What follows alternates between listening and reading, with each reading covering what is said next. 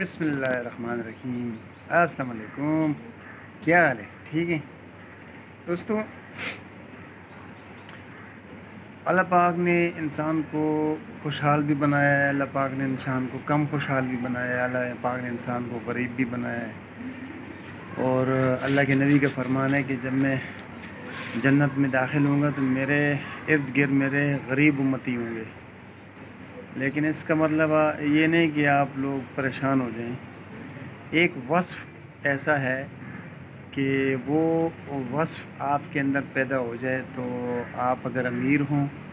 تو شکر گزار ہوں گے، اور اگر آپ غریب ہوں شکر گزار ہوں گے۔ لب لباب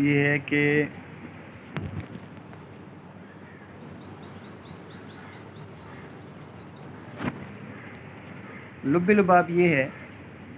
کہ ایک صفت ہے انسان کی جسے قناعت پسندی کہتے ہیں،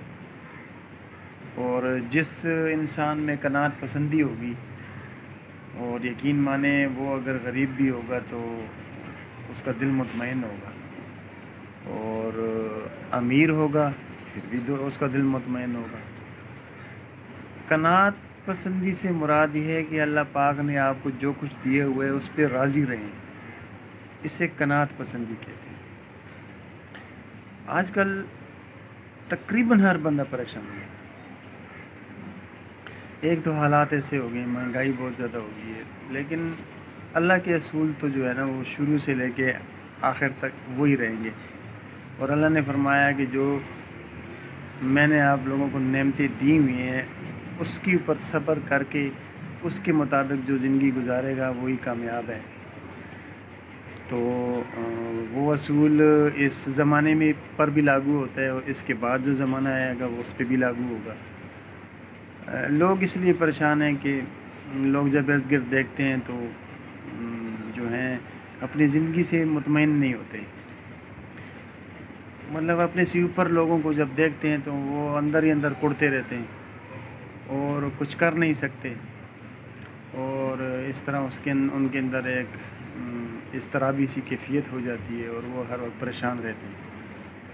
اس کے برعکس جو لوگ قناعت پسند ہوتے ہیں، جن لوگوں کو اللہ پاک نے دیا ہوتا ہے جو کچھ بھی دیا ہو، یہ نہیں کہ ہمارا تو یا اس پہ اگر وہ لوگ خوش ہوں اور صبر شکر کریں اور اسی کے اندر وہ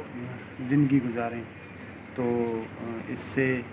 ان کی صحت بھی اچھی رہتی ہے، ان کے سارے معاملات اچھے رہتے ہیں۔ دیکھیں، آپ لوگوں نے سنا ہوگا کہ ہمارے آباء و اجداد ہر حال میں خوش رہتے تھے، اور یقیناً وہ خوش رہتے تھے، اس میں جھوٹ نہیں ہے۔ ہمارے آباء و اجداد، آپ اپنے والد صاحب یا اپنے دادا جی سے کوئی بھی اگر بات کریں گے تو وہ ہمیشہ خوش رہیں گے، ہمیشہ ایک مطمئن ان کے چہرے پر ہوتا ہے۔ لیکن آج کل کے جو زمانہ ہے، دیکھیں میں آپ کو ایک بات بتاتا ہوں کہ آپ ایک ہفتہ اللہ کی دی ہوئی نعمتوں پر